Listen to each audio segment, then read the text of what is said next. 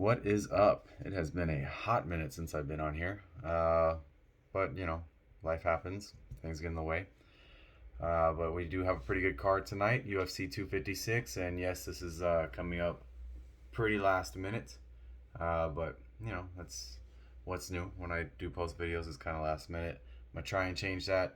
Just kind of depends on, what kind of time I have. Because, to do research on fights, takes time. Tape study, see what camps they're in, be a borderline stalker and look at Instagrams and things like that. And you know what? To be fair, I didn't really do that for this card. So you're kind of getting just more of my gut predictions or feelings of how some things might play out. Let's make sure I'm adjusted here.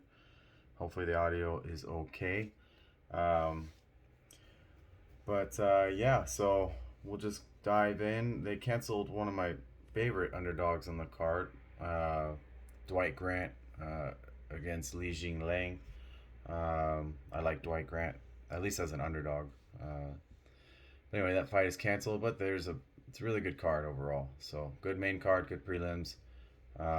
So we will just start from the bottom up. Chase Hooper and Peter Barrett. I haven't really seen too much of Peter Barrett. I would expect Chase Hooper to get the win, mainly because the UFC is setting him up for a win. I think, kid's young. They want to develop young stars. So I'll take Chase Hooper in this one. It's definitely a pass as far as betting wise goes. But yeah, I'm going to take Hooper for the win in that one. Future fade material, probably. Next up, Tisha Torres and Sam Hughes. Not seen Sam Hughes fight. I can't comment on, if she's very good.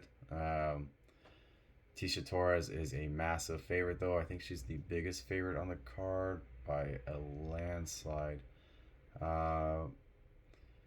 I'm taking Tisha Torres to win the fight. It's favorite or pass probably, but you never know. These guys and girls that come up short notice and make their UFC debuts, which I think Sam Hughes is doing. Sometimes they come in and they surprise a lot of people. So the pick is Tisha Torres, but at minus 620, that's actually she's minus 700 in some books. Very easy pass. Next up, Billy Quarantillo and Gavin Tucker. I think when this fight was announced, it was even money or thereabouts. You're getting Gavin Tucker at a plus 160 now. I'm passing on the fight, but I'll take Gavin Tucker. It's probably gonna be a pretty good fight though. So I'm gonna pick Gavin Tucker as the underdog in that one, but it is a pass for me. So next up is actually a fight that I do have a play on. Renato Moicano is down to plus 110 against Rafael Fiziev. Fiziev's a good striker. He's kind of on a hot streak, which is why he's the favorite. But Moicano, I took him at plus 135 earlier in the week. I like that a lot. I do think it's more of a 50-50 fight, or even favor Moicano a little bit. To me, it was definitely dog or pass, and I took the dog in that one. So give me Renato Moicano for the upset there. It wasn't that long ago that this guy was talking about, future championship contender at 145 pounds. So I know this at 155, but he's filled out nicely in that frame, and we'll see what he looks like tonight. Next up, we got Daniel Pineda and Cub Swanson. Daniel Pineda minus 155 right now. Cub Swanson plus 145. For those of you that are wondering. Yes, that is the Zero Sugar Mountain Dew. Drink of champions. Anyway, um, Pineda's look good as of late. Cubs getting up there in age. The miles have racked up on him. He gets injured doing grappling matches. Hasn't fought in I think a year or more than a year. What was his last fight actually? Oh yes, Kron Gracie. Little over a year ago. I had Cub as an underdog in that fight, and he cashed that. Um, but Daniel Pineda, like I said, he's looked good lately. In his last fight, was it Herbert Burns in his last fight? Yeah. Um, Looked great against Herbert Burns, but as a favorite over Cub, I don't trust it. Um, I'll take Pineda to win the fight, mainly because the miles on Cub have just racked up. But it's probably dog or pass at that price, in my opinion. Um, and it's a pass for me. Next up, we have. Yeah, that could be a great fight, by the way, Cub and Pineda. So next up, we got Ciro Gane and Junior Dos Santos. Ciro Gane a minus. Let's see, he's down to minus 385 in some books. Junior Dos Santos plus 345. Yeah, this is probably favored or pass in my opinion. Personally, I'm passing on it. Junior Dos Santos, he can't take shots anymore. You know, he just it's a heavyweight fight. Anything can happen. But yeah, I'm taking Gane in that fight, but it's a pass for me. I could see it going to the decision though. Gane he's not really one to finish his fights. Even with Junior Dos Santos having chin issues. But yeah, it's a favorite or pass on that one. I'm taking Gane to win that fight. Next up, we have Kevin Holland and Jacare Souza. I've got Jacare in this one. I missed the boat. I was kicking myself. I think he was like plus 150 when it opened up. In fact, let's take a look. Plus 135 at open, but I know I saw him at like plus 140 or plus 150 at some point, and I didn't take. I didn't pull the trigger at the time, and now he's all the way. The line's actually almost flipped. Come on. It's basically a pick 'em now, with Kevin Holland actually getting it's about minus 110 a piece most books. I have a two-teamer parlay, if you will, with Jacare and Magomedov from Bellator earlier in the week. So I just need Jacare left. I think it ended up being like plus 160 or something. But you know what? Kevin Holland, he likes to play off his back too much, and I think this fight's going to hit the mat at least one time, and that's probably all it's going to take for Jacare to probably submit Kevin Holland. Or even if he doesn't submit Kevin Holland, I mean, he's going to ride out in top control and win rounds that way. So give me Jacare. I was going to say as the underdog. He was the underdog. Now it's a pick 'em. I do think it's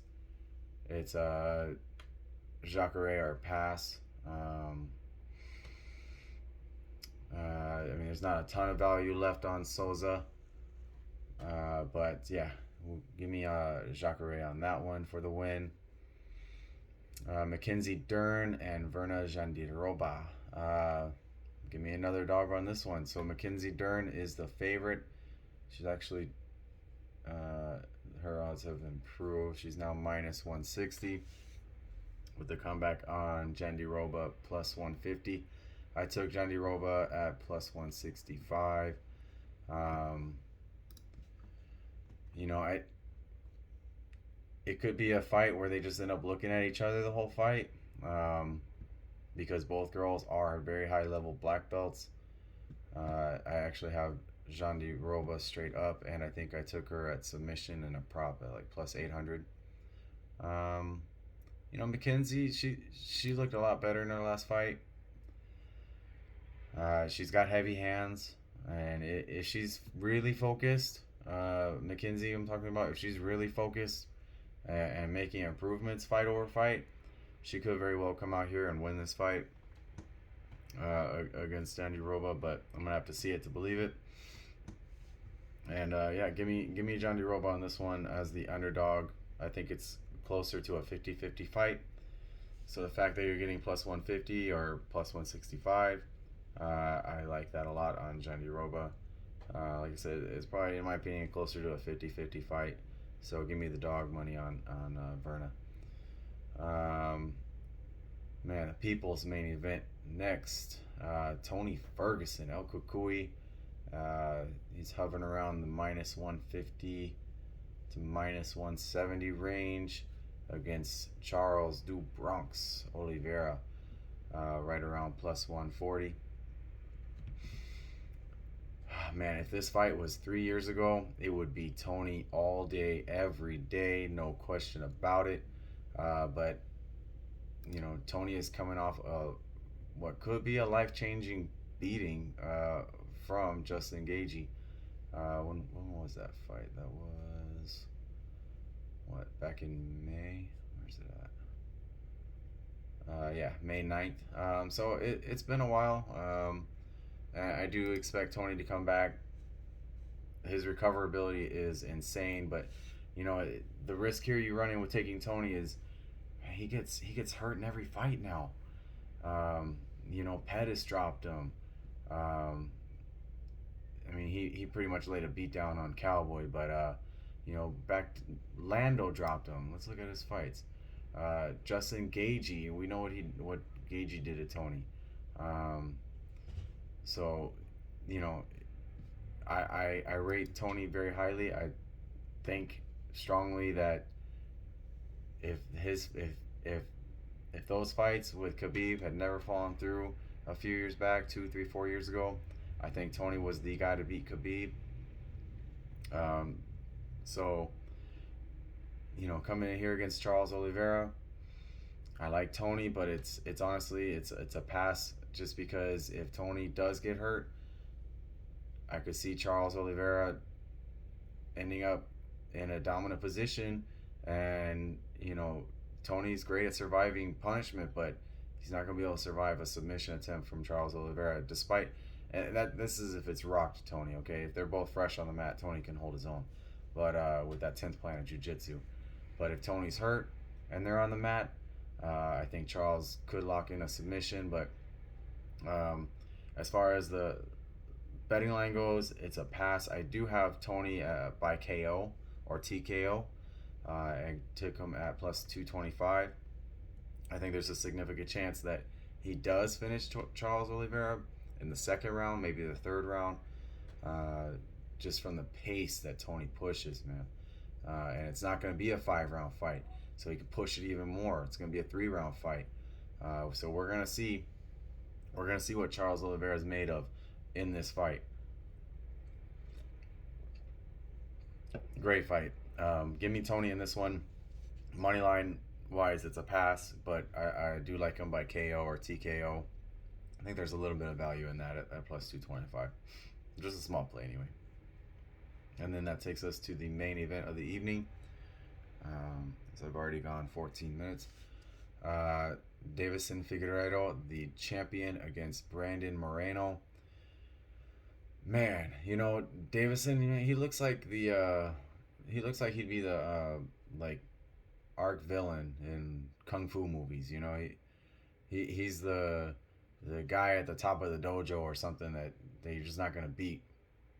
The guy's in insane, phenomenal shape. Looked at the weigh-ins.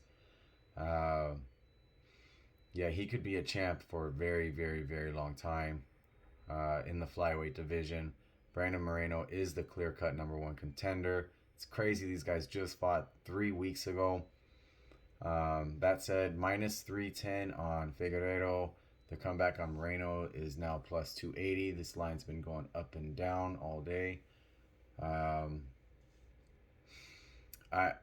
tell you this. I'm picking Figueiredo to win, but that line is just really wide in my opinion. I think Moreno should be like maybe plus 200. I took a small shot on him, almost out of principle, because he was at plus 310. I took a shot on Moreno at plus 310, small play. Because, I mean, Moreno does not get finished. And I think we could see what this fight looks like going into rounds 3, 4, and 5. Maybe Figueiredo looks great in those rounds. I know Moreno will look great. You know, he's got great cardio. So I took a small play on Moreno at plus 310. I also liked Moreno to win in rounds 4 and 5. I think I got that at plus, it's like 24 to 1, was it? Or it's like plus 3,000 or something crazy.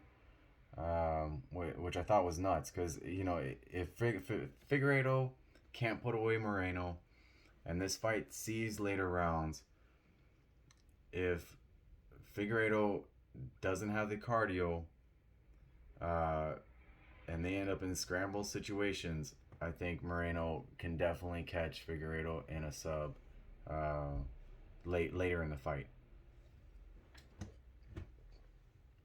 That said, I'm still picking Figueiredo to win. But really good fight in my opinion. If Figueiredo does win, I really hope we get Figueiredo and Cejudo. I would love Henry Cejudo and Figueiredo to fight for the championship at flyweight, or even Figueiredo go up to bantamweight.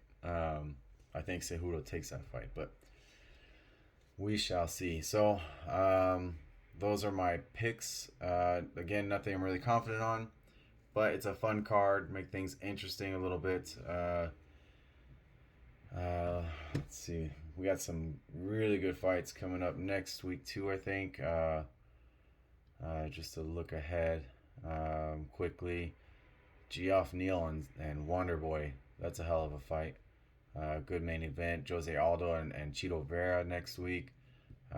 Greg Hardy coming back against Marcin Tybura, Michelle Pereira, and Chaos Williams. So there's definitely some good fights next week. Boxing wise too. Boxing's been killing it this year in my opinion. And you got, is Canelo next week? I know you got Nonito Donaire next week. But I think Canelo is also next week against Callum Smith. Yep, December 19th. I don't know. Call me crazy, but I think I might like me some Callum Smith in that fight. But anyway, I'm going to try and do these videos more often and more timely fashion. Because, like I said, I know it's late in the day. But, yeah, comment below. Let me know what your guys' picks are. Chat it up. If there's other topics you guys want to talk about, put it out there. Maybe I'll do a live broadcast or video on my next one or in the near future. So I will talk to you guys later, and good luck.